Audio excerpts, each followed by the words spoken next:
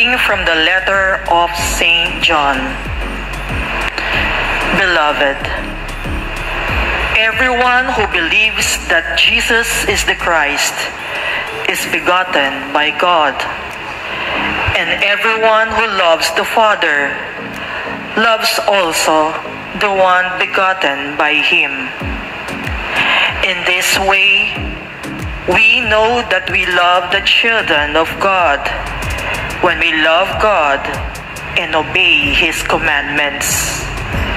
For the love of God is this, that we keep his commandments, and his commandments are not burdensome. For whoever is begotten by God conquers the world, and the victory that conquers the world is our faith. Who indeed is the victor over the world, but the one who believes that Jesus is the Son of God. This is the one who came through water and blood, Jesus Christ, not by water alone, but by water and blood. The Spirit is the one that testifies, and the Spirit is truth. The word of the Lord. Thanks be to God. All stand to give honor to says the Lord. Blessed are those who have not seen me, but still believe. Believe in the resurrection of Jesus, even though we never put our fingers in the nail marks in his hands, nor touch his wounded side. Let us renew our profession of faith in the risen Christ as we address our petitions to him. For every petition we all say, Our Lord and our God, hear us. Church and each local community may always offer the edifying example of unity, sincere devotion, and care for the poor. Let us pray. Our Lord and our God, hear us.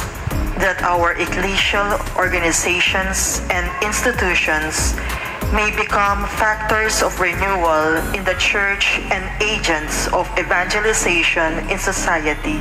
Let us pray. Our Lord and our God, hear us. That those like Thomas find it difficult to believe in the resurrection may see its proof in the life of authentic Christians. Let us pray. Our Lord and our God, hear us. That all Catholics may avail themselves of the sacrament of confession as the ordinary means to experience the power of the resurrection in their spiritual life. Let us pray. Our Lord and our God, hear us. That all of us may become active promoters of the peace of the risen Christ in our families and society. Let us pray.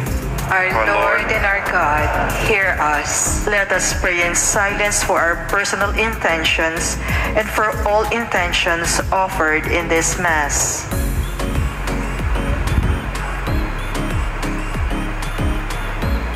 Let us pray. Our Lord and our God, hear us. Reading from the Acts of the Apostles. The community of believers was of one heart and mind, and no one claimed that any of his possessions was his own, but they had everything in common. With great power, the apostles bore witness to the resurrection of the Lord Jesus. In great favor was accorded them all. There was no needy person among them, for those who owned property or houses would sell them, bring the proceeds of the sale, and put them at the feet of the apostles, and they were distributed to each according to need. The word of the Lord. Thanks be to